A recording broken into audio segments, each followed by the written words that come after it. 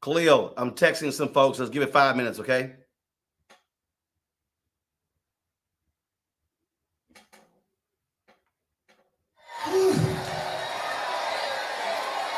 Must be the front row.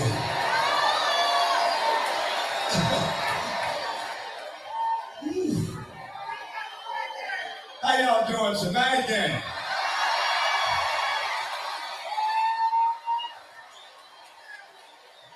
On the serious side, we want to thank you for coming out and making this a happening, y'all. We're trying to figure out where to do this at. Yeah.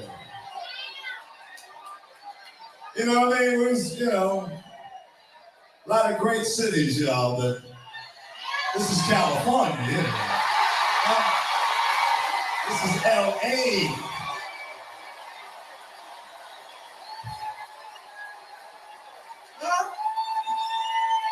That wasn't a hard choice at all, y'all. You know what I mean? 1, 2, 3, 4.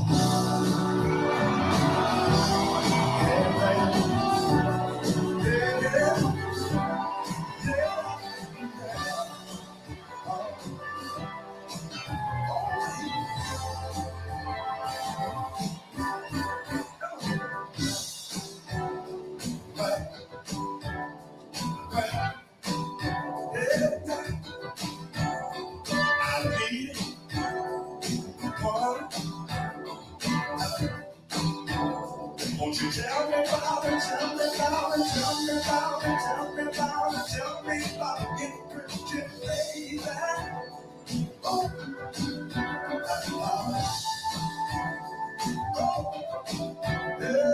yeah. If I don't answer when you call my name, don't you get mad.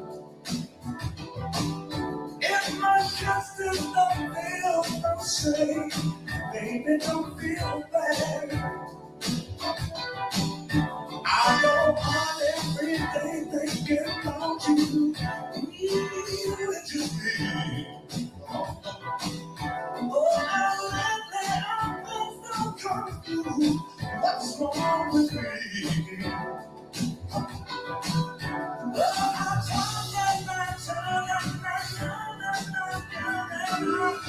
Don't know what to do. Oh, trust me and love myself. Don't want anybody else but you. All I know is I want to feel that I want it. Oh, baby, I need to feel that I need it. Oh, yeah.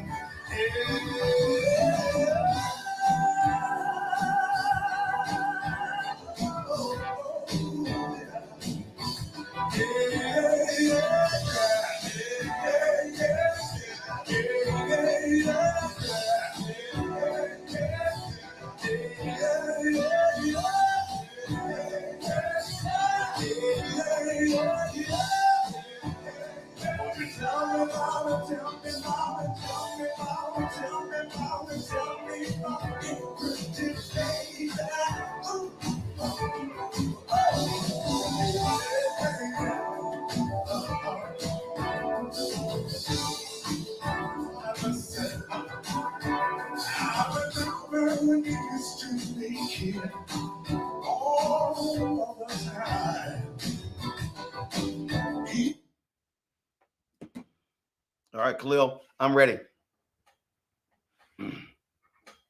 Lisa, can you hear me?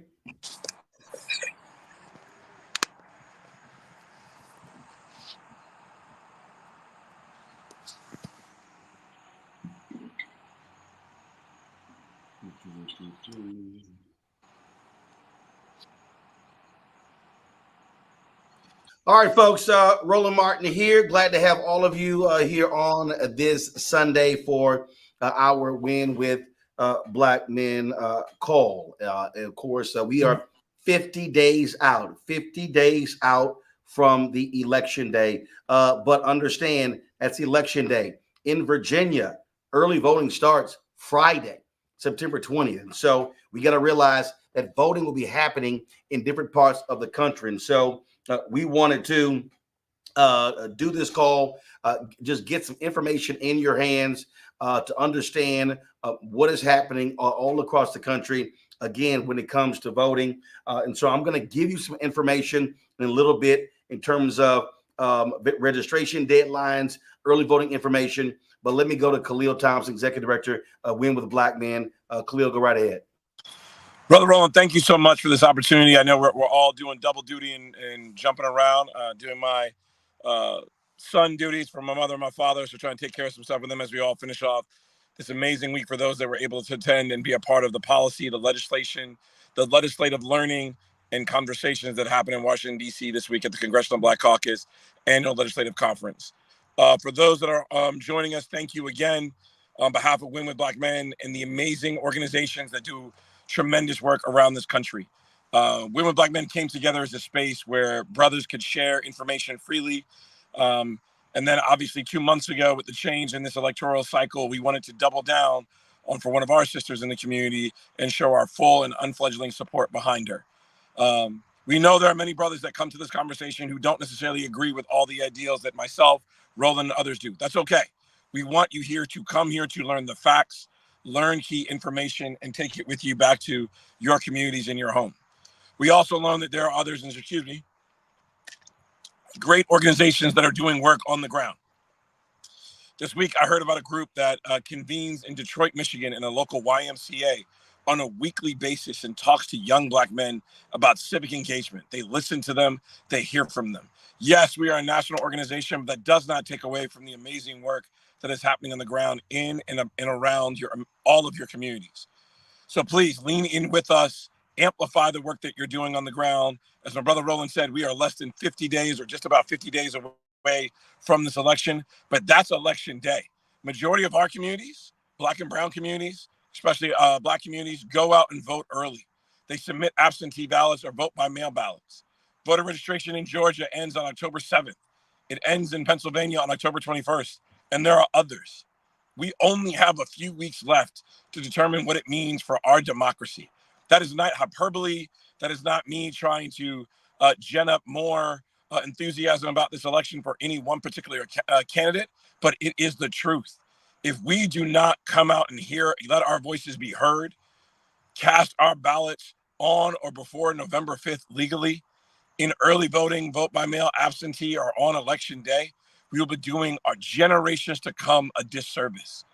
It is our opportunity right now to stand up, to be counted, to make sure that we as Black men support a candidate who I know believes in the ideals that I believe in, that not only prosecutes those that do harm in our communities, but also is willing to listen to what harm is being done about over-policing of our communities.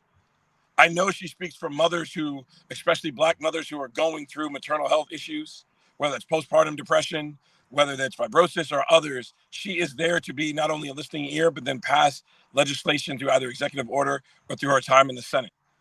She is a woman of faith and family, and I do not believe we should try to find perfection in any of the candidates that are on the ballot this coming election year, whether that be president or down ballot.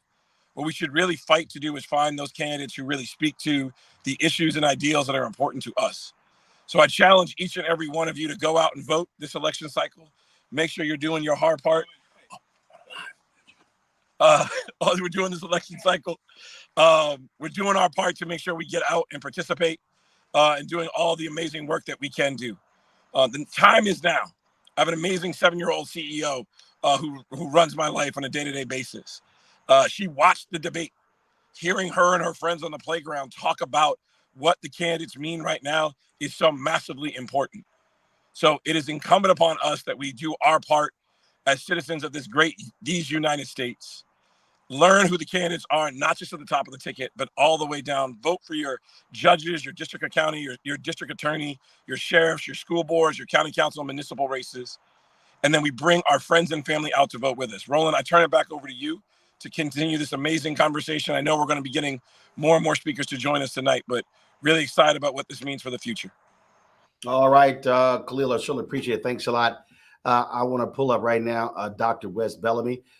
He was a former city council member in Virginia, also doing great work with 100 Black men across the country. Wes, go ahead and take it away. Hey, what's up, Roland, and everybody else, man? Good evening. So excited to be not only in this call. I want to thank you and everyone else for assisting and continuing to convene our brothers. It's really appreciated. You know, Roland, I always tell you, you're not too bad for an alpha. But in all seriousness, man, brothers, we know what task we have in front of us. I'm sitting here in the car with my mother, who's 67 years old, and my daughter, who's 5 years old. Their rights, their ability to be able to choose what they want to do are on the ballot. The future that we have for, many of us brothers who have Black moms and Black daughters or Black sisters, it's important. I hear a lot of brothers also saying, well, the work in which we're doing with this 100 Black Men national tour, in which we're going to 21 cities talking to Black men about what's important to them, is brothers saying they feel left out. And I know those are conversations in which you all have consistently had, and also things in which we've been talking about. And my point is relatively simple. I understand exactly where brothers are coming from. And I think that it is important for us to be engaged in the conversation. It's important for us to not only advocate for what we want, but most importantly, it's important for us to take our rightful place and do what we have to do right now. And right now, we have to turn out the vote. And more important even than that, we have to do what's right and stand up for everybody so that we can eventually not only get what we need, but so our communities can be a better place. So again, Roland, man, and everybody else, we really appreciate you all, Quentin, Bakari, everybody else, man. It was great seeing y'all at CBC. And now once we take these suits off, it's time to get back on the ground and do the work. So much love, my brothers. Looking forward to seeing y'all soon. Hey, Wes, I gotta ask you: do y'all have any upcoming dates in any cities that y'all have Yes, sir. like that? Go ahead and tell us what those are. Yes, sir. So this upcoming Saturday, we'll be in Cleveland, Ohio, for a big Get Out the Vote event. On September 26th, 27th, and 28th, we'll be in Jacksonville, Florida, Orlando, Florida, and in Miami, Florida. On October 1st, we'll be in Las Vegas, Nevada. On October 2nd, we'll be in Raleigh, North Carolina. On October 3rd, we'll be in Charlotte, North Carolina. So yeah, we're hitting the ground running, and we're going to continue to do this work. All right, then, Wes Bellamy, I certainly appreciate it. Thank you so very much. All right, Thank you, my brother. folks, thank you. I just want to give y'all some upcoming dates so you understand where we are. First of all, you have online voter registration deadlines. Now, let's keep it's clear.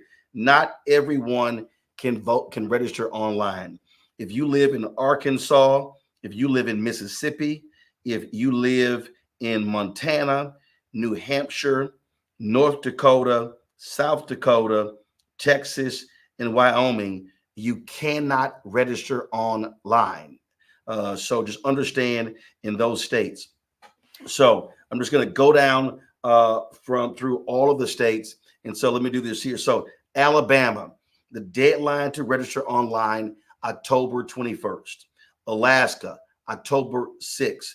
Arizona, October 7th. California, October 21st. Colorado, October 28th. Connecticut, October 18th. Washington, D.C., October 15th. Delaware, October 12th. Florida, October 7th. Georgia, October 7th. Hawaii, November 5th. Idaho is October 11th. Illinois, October 20th. Indiana is October 7th. Iowa, October 21st. Kansas, October 15th. Kentucky, October 7th. Louisiana, Maine, Maryland, all October 15th. Massachusetts, October 26th. Michigan, October 21st. Minnesota, October 15th. Missouri, October 9th. Nebraska, October 18th. Nevada, November 5th.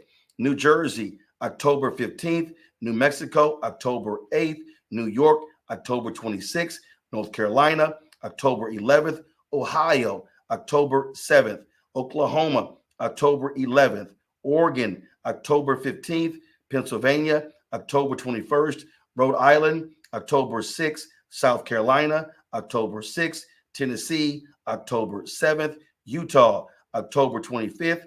Vermont, November 5th. Virginia, October 15th. Virginia, October 15th. Washington State, October 28th. West Virginia, October 15th. Wisconsin, October 16th. And so let me say again, the states you cannot register online is Arkansas, Mississippi, Montana, New Hampshire, North Dakota, South Dakota, Texas, Wyoming. If you do not live in those states, you can register online. So what you should be doing is encouraging folks who have not registered to vote to do so. For them to go to, you can go those voter registration, Secretary of State's places and register online. Also, don't forget, you have states out there that are moving people off the ballot, in and off the ballot. They're removing folks from the rolls. So you need to go to iwillvote.com, iwillvote.com, in order for you to join us. iwillvote.com. That's what you need to do when it comes to actually registering folks to vote. Check your status. I can't encourage you enough to check your status, because what we are seeing are folks who are discovering they have been bumped off the ballot. This has been happening in numerous places around the country. And so we want you to understand what's going on, how you can get involved, how you can be impacted as well. And so that's one of the things that we want you to do. I also want you to, again, when we talk about getting folks ready, we have to realize any number of things.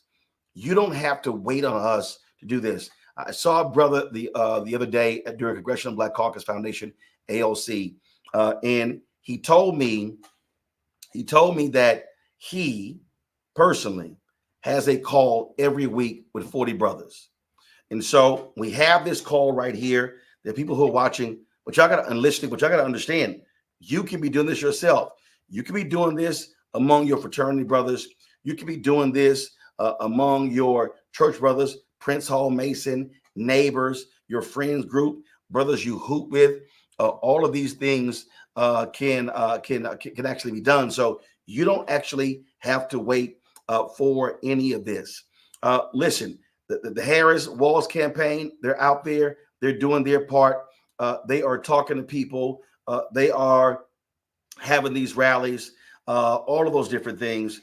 And in fact, Lisa Keenan, if y'all could work on pulling up one of the videos of the most recent rally that took place either in Wilkes-Barre, Pennsylvania, in Charlotte, or in Greensboro. Let me know when you have the video ready. And also, you got some new campaign ads that are out from the campaign. So, Lisa, let me know if you have any of those. Lisa and Keenan, let me know if you have any of those that we can also pull up and show folks, just so they understand the messaging that is going on. One of the things that I do want to talk about is the issue of police reform, police violence. Donald Trump has said he wants to give police 100% immunity. Let me say that again. He wants to give police 100% immunity.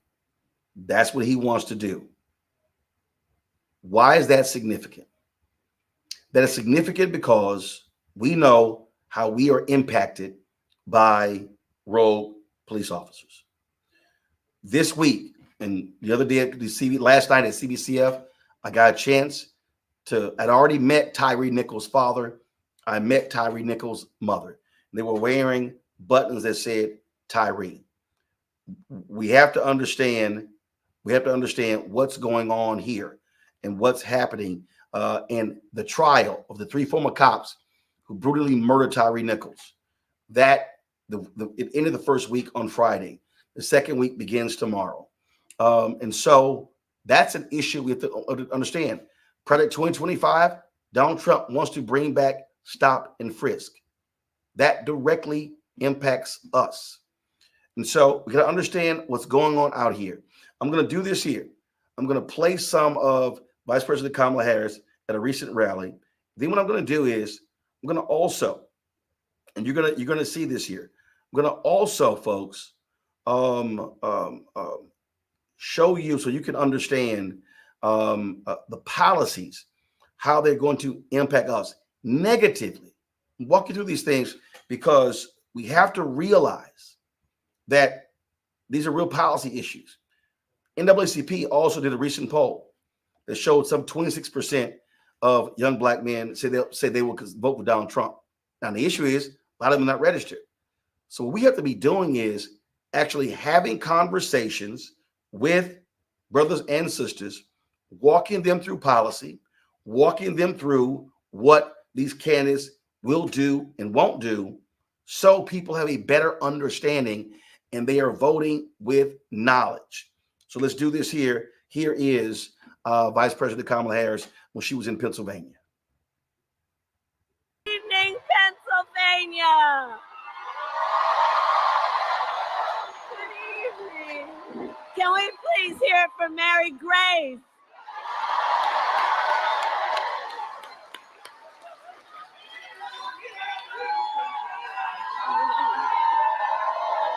It's good to be back in Pennsylvania. Hi, everyone.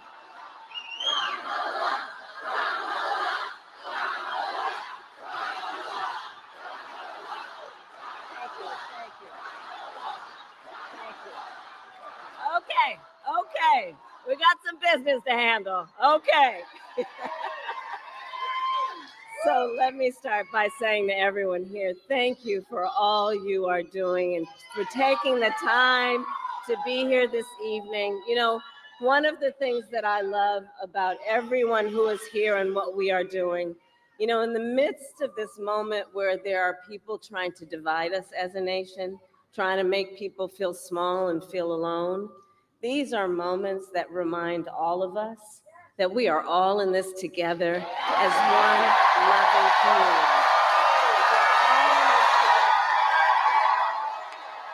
We're all in this together.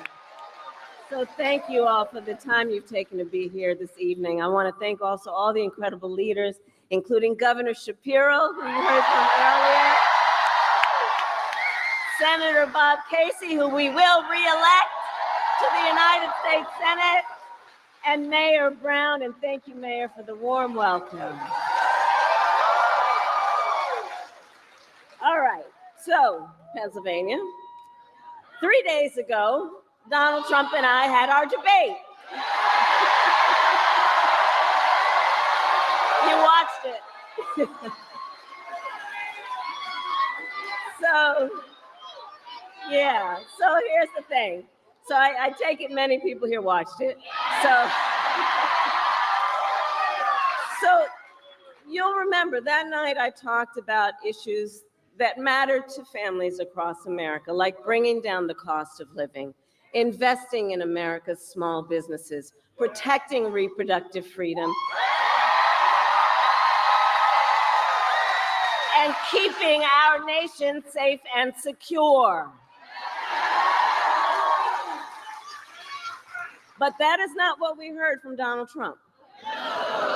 Instead, it was the same old show, the same tired playbook we've heard for years, with no plan on how he would address the needs of the American people.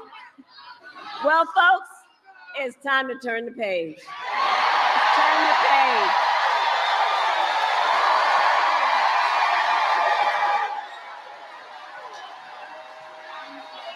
We're not going back. We're not going back. And we are not going back because America is ready for a new way forward.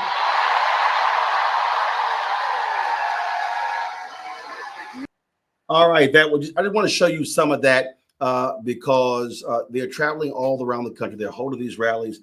They're doing interviews and speaking to the people. these things are happening. One of the folks who also is doing the exact same thing, although he's a little slowed down because he was out there being way too adventurous, is Cliff Albright, co-founder of Black Voters Matter. Cliff was wheeling around. Cliff was looking like he was a 70-year-old in his motor scooter because his left foot is in a cast. And so he's right here. As a matter of fact, let's do this. Cliff, are you ready?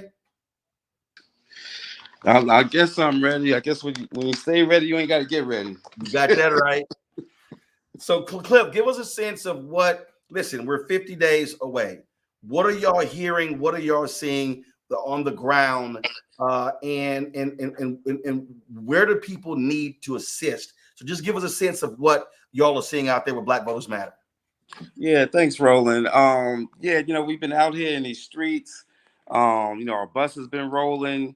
Just over the past week, we've been in Michigan, Pennsylvania. Over the weekend, we were in North Carolina. I'm leaving someplace else that we was at. But the energy out there is great. We've been doing a lot of stuff with young folks. We're at in North Carolina. We're at a couple of HBCUs, including Fayetteville State. Young folks are fired up, and actually, and part of what my team is saying in terms of like what they're hearing, as we're talking about Black men, some of the challenge that that we know is out there in terms of how brothers are feeling about Kamala. We know that the vast majority of us are supporting the sister, going to be there, but to whatever extent that there's some of this questioning whether or not they can support a Black woman for president, what they're saying is it ain't the younger folks. They're saying that the younger brothers are like this concept of a Black woman as president and leadership, like they're cool with it. She said that, but that some of the older groups, maybe my age and up, or maybe your age and up, Roland, that is kind of that demographic where there's some, and more so in the rural areas than in the more urban metro areas in the states where we've been. But again, that's the minority of who we're talking to across the board. Young, old, brothers, sisters. There's a lot of energy out there. But what we know is that energy doesn't automatically turn into votes, right? And that's what some people have, that misconception that, oh, Kamala's the nominee now.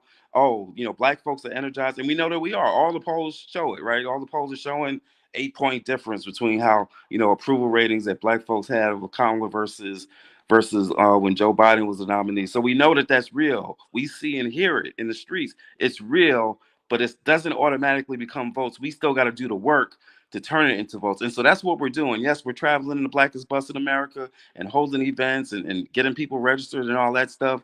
But we're also doing the phone calls and the texting and the door knocks.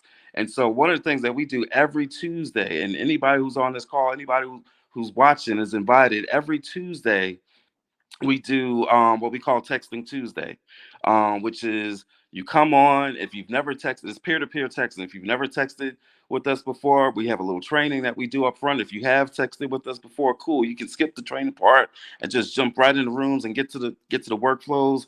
Every week, we're sending thousands, hundreds of thousands of texts. And over the next 50 days, we are going to be sending like 30 million or something like that, 30 million text messages. That's just in these last 2 months of this election cycle. And that's not just happening on Tuesdays. We have a Texting Tuesday program, but once you are in our system, you can hop on anytime and send some text out because we always have a workflow ready. We got waves of workflows that we doing, registration deadline workflows we doing, early vote by mail deadlines and information that we doing, early vote, election day reminders, all of that.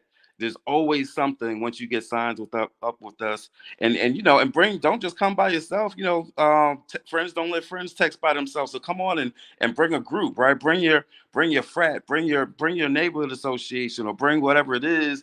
And in some cases, we are even setting up, like for some of our churches, some of our Divine Nine groups, we just setting up like teams, so y'all can talk shit. Y'all can be like, hey, A5A in Atlanta Metro. We over here and we just sent out 10,000 text messages during this 1 hour on Texting Tuesday. What y'all been doing, right? And so we got the ability to be even set up some teams so that y'all can do, y'all do what we do when we play spades and bid whist. We talk mess, right? So there's always something for somebody to do, but that's what it's going to take. It's going to take the excitement of like these in-person activities and the visibility and going folks and sign waving and all that. But it's also going to take the old school like door knocks and phone calls and texting and all that good stuff too. So that's what we're seeing. There's a lot of energy, but we just got work to do to make sure that energy actually shows up in the form of turnout. And one of the things, Cliff, that I keep telling people is we have to maximize every days until election day. I lost you just for a second. I heard you say we got to maximize something. Yeah, sorry. Looks like our signal lost. I said we have to maximize every single day. Yeah. Every single day. Do something every single day to get someone to register or get someone to actually, when early voting starts, vote early, because we need to be banking early votes. That's right. Don't wait for election day. Get it done. That's right. That's right. Yeah, you making the point I made. We were both at CBC, and you saw me limping around and all that. But on another panel, when I spoke, I made that point because people keep talking about, oh, we got 50, 53 days, 52 days, 51 days. No, this election is right now, y'all. It is right now.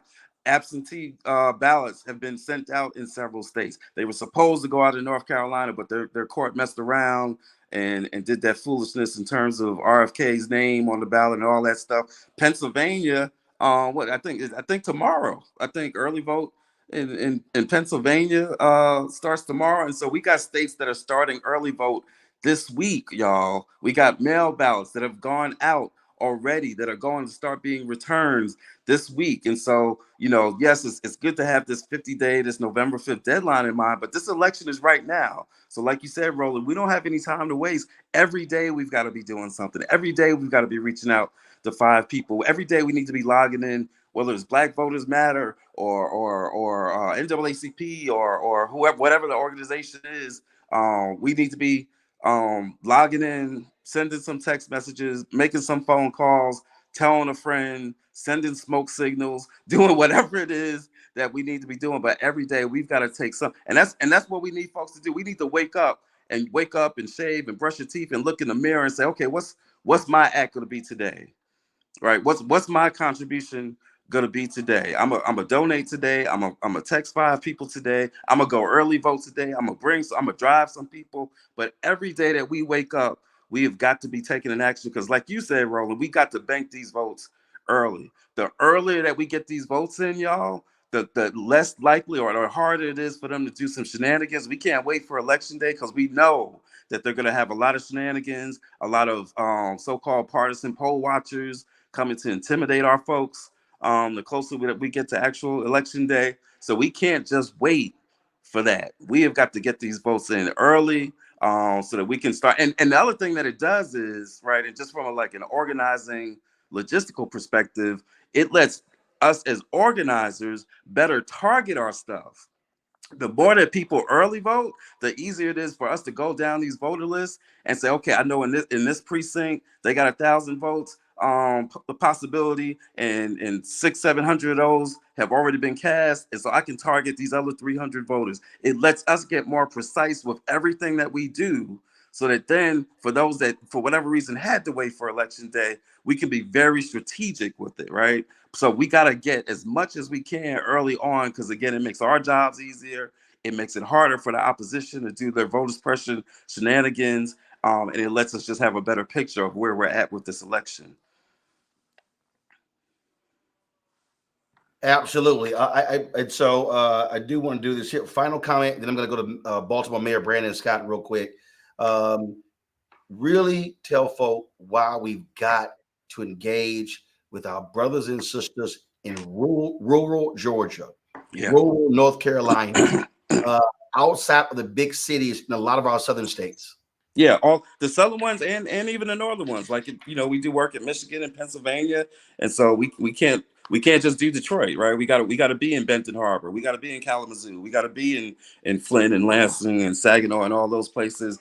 well. So it's the same strategy that we've done for years in Alabama, right? In terms of targeting the black belt there, we did the same thing here in Georgia, which is what's let us be so successful in Georgia, not just Atlanta, but the mid-sized cities of Savannah and Albany, and then the rural areas of Middle Georgia and South Georgia.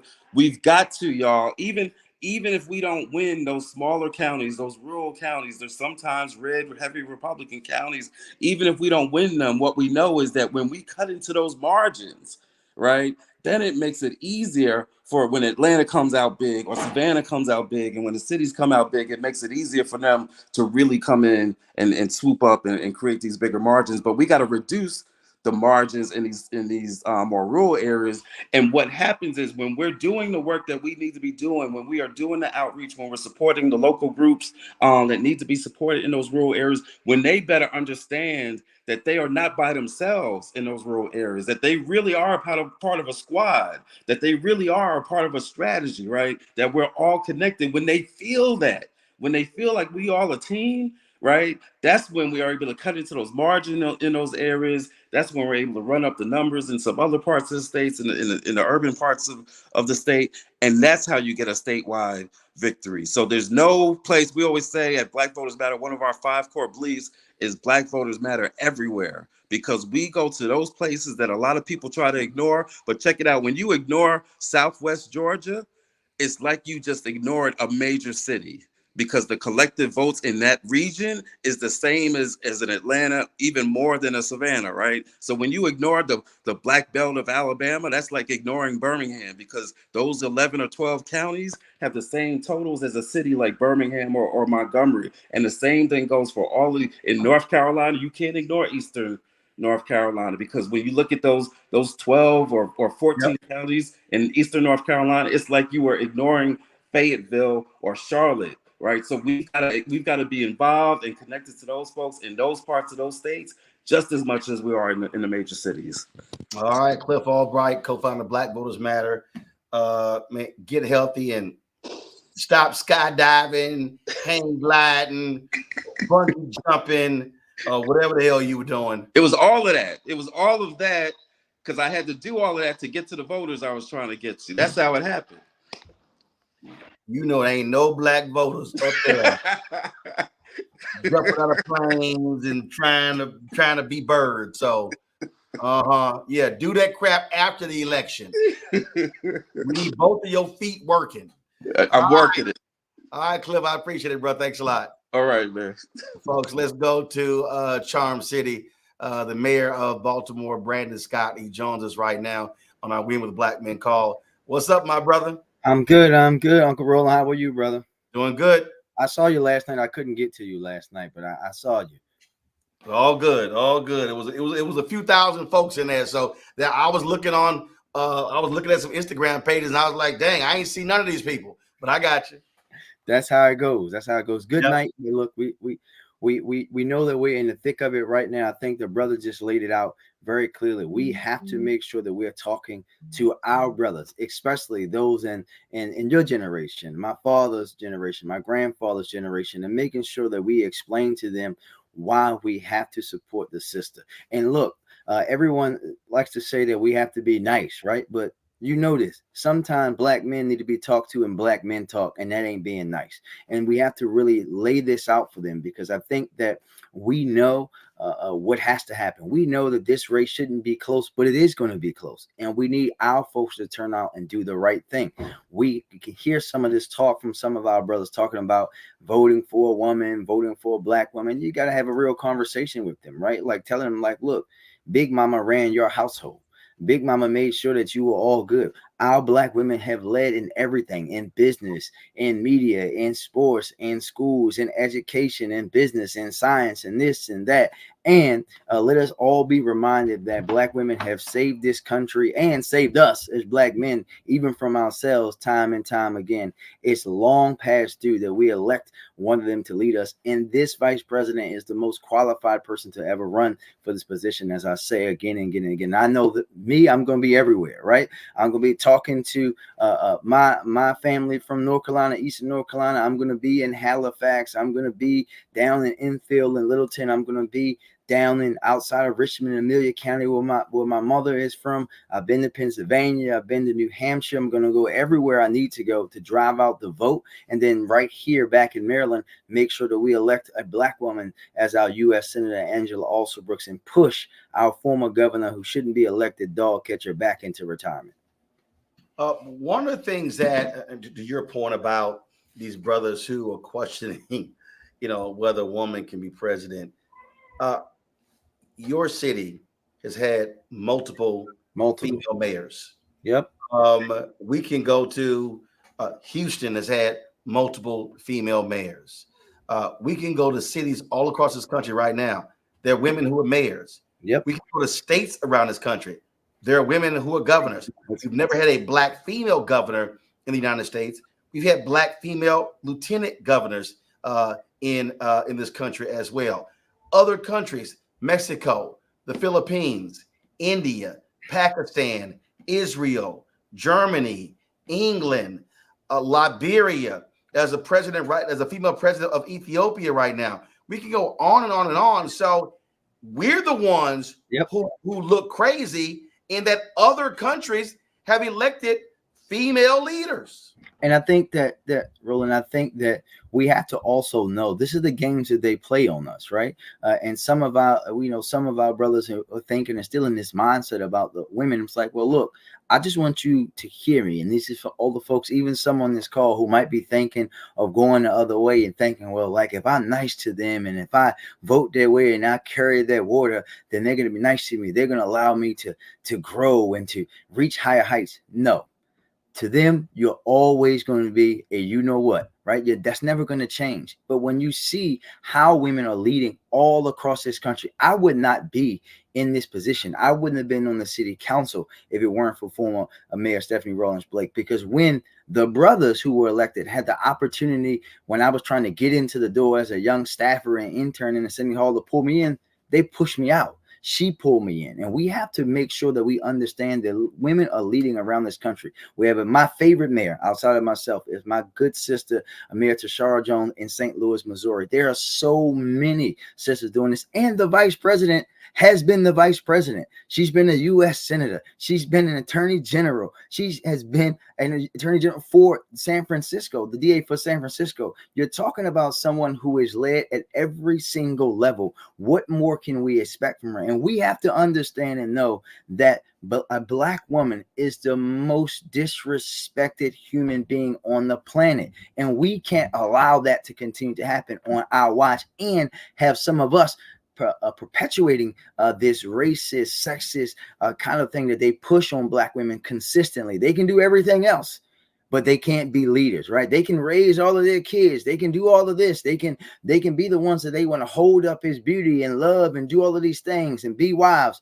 But oh no, you can't be a leader. You can't be the president. She absolutely can, and she will be if I have any say in that. And we have to challenge our brothers when they start to talk like that and let them know that it's disrespectful. There are so many women, Black women in particular, who have died for us to have the rights that we have, for us to be in the position that we have, for us to be in the situation in the rooms that we're in today, for us to then turn our backs when they are attacking this Black woman each and every day. And we know why they're doing it. They're doing it because they're scared, because they don't want to go to the tail of the tape. They don't want to go to the record. They don't want to talk about the investments in the HBCUs. They don't want to talk about the lowest level of Black unemployment ever, right? They don't want to talk about how violent crime is dropping all across the country.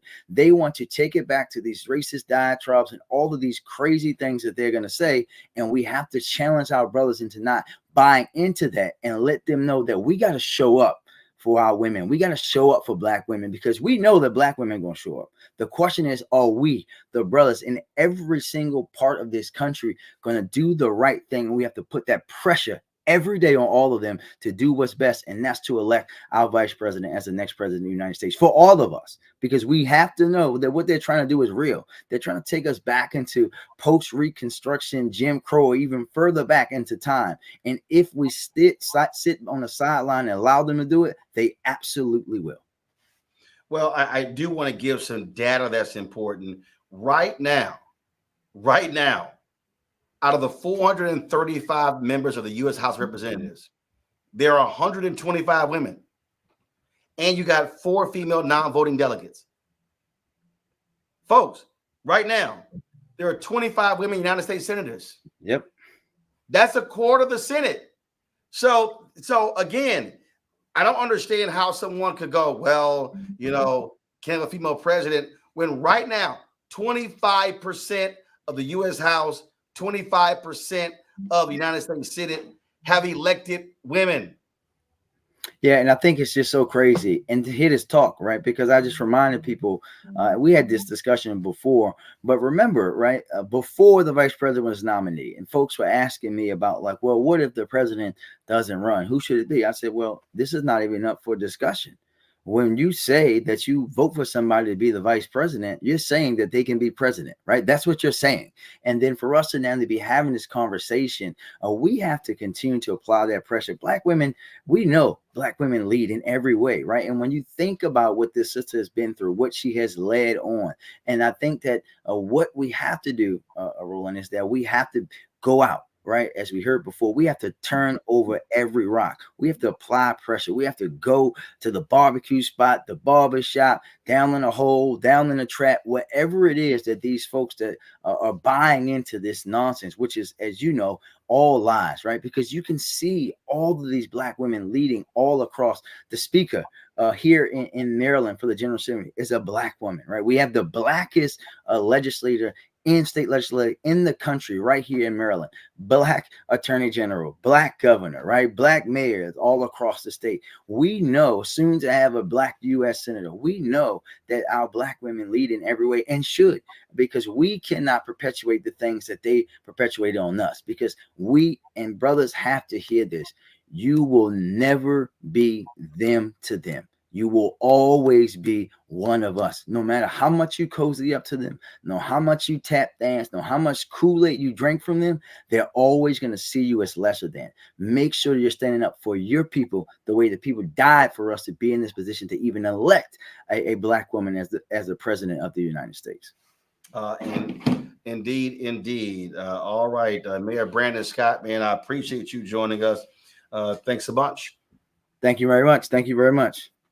Folks, again, there's a lot of work to do. Let me say it again. 50 days. It's 50 days until election day. But right now, what's happening? Early voting is starting as early as Friday in Virginia. So we got to get focused, maximize every day. Khalil, I want to go to you. Let's see here. Khalil, I want to go to you for final comment. Are you there? If Khalil's not there, then I'll just go ahead and close it out. Okay, Khalil, go ahead. No, I'm pulling over real quick just so I can do this. I'm trying to get home from the parents. Want to say thank you to everybody, and also want to remind this conversation is not just about those that may have gone to, and I know this is not intentional on our part or anybody that works here or works with Women with Black Men or the movement that we're trying to provide. Whether you went to a 4-year institution, 2-year institution, technical college, you may have never gone to college. We've reached out to members of our labor community, Unite Here, the UNA, SEIU, AFSCME, AFGE, and others to bring frontline members to this conversation. It doesn't matter if you joined a fraternity. It doesn't matter if you're a Freemason or Prince Hall Mason or wherever you may be in terms of your affiliations. You're a Black man in America. You have a voice. For far too long, we have been silenced and we have not been listened to. We have been demoralized, diminished, and discounted. This is our opportunity to show up for our community, for those that for far too long, I heard Mayor Brandon Scott say it, our grandmothers and our aunties and others who have helped run our households, helped raise us, who've taken care of us. This is opportunity now to show that we have their backs. They don't have to worry about, and we don't have to worry about those dividing us. I heard Cliff say it best on a panel this past week. And for those of you that did not get the amazing opportunity to join here in Washington, D.C., that's okay. You're here now. You've joined us virtually. But Cliff Albright of Black Voters Matter said it best that not only are we as African-American men one of the highest voting blocks in America, the only group that beats us is Black women. If we don't do our part to support them, to show that not only at the top of the ticket, but down the ticket, we have the opportunity to stand up for them in this moment and let them know that we are not going to just stand by. We're not going to diminish their value. I don't know, and I keep saying this on every call, if I had 34 felonies, convicted felonies, I would not be here with you all right now. I would not be having this conversation with you all right now. We have a candidate who is the most qualified, who shows empathy and compassion, who leads with a plan for our future, for our country. If we can't nominate and elect, if we can't elect her, then what are we doing? What are we saying to our youth from time and time again? So, Roland, thank you again for leading this conversation. Thank you to Cliff Albright, to Mayor Brandon Scott, to others who joined in. This is truly a good night. I know it was a short night, but as I think Roland said earlier, don't just let it start and end here. Use this week to organize in your community. If it's 10 people that you start with, that's fine. We had only a few speakers on tonight, but we still had a meaningful conversation. I see the chat going on and on and on. Chris Mosley shouting you out, and others that are doing work in rural communities. Just wanted to say thank you. Looking forward, and we want to make sure that these are longer conversations as we get closer to election day. Back over to you, Roland. Indeed. And so again, what I want everybody here who's here, and we've got nearly 3,000 folks who are in StreamYard, who are watching on YouTube, on Facebook, on Twitch, all the platforms.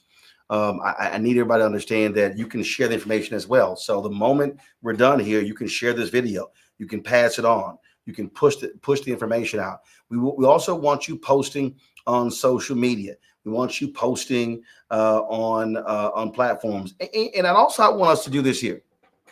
I want us to also challenge people from their preconceived notions. I had a sister come up to me this weekend, and she said, you know, it's a lot of stuff that we hear out there.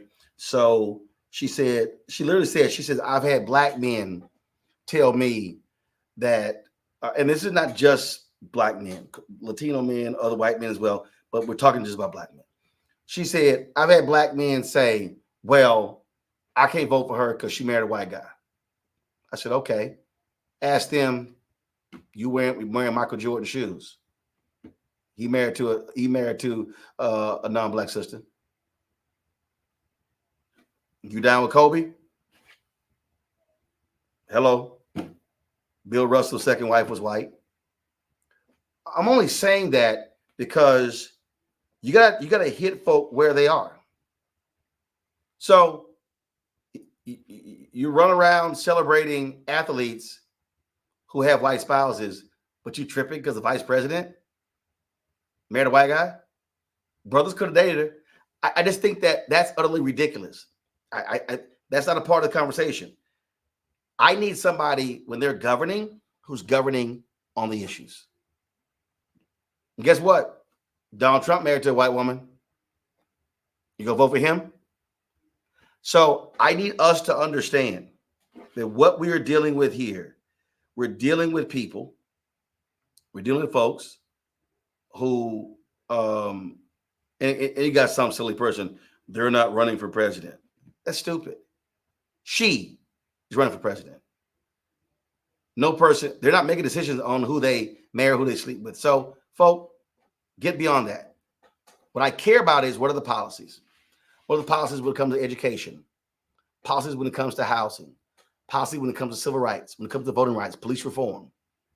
I know who wrote the George Floyd Justice Act. Then Senator Kamala Harris. Those are facts. Those are facts.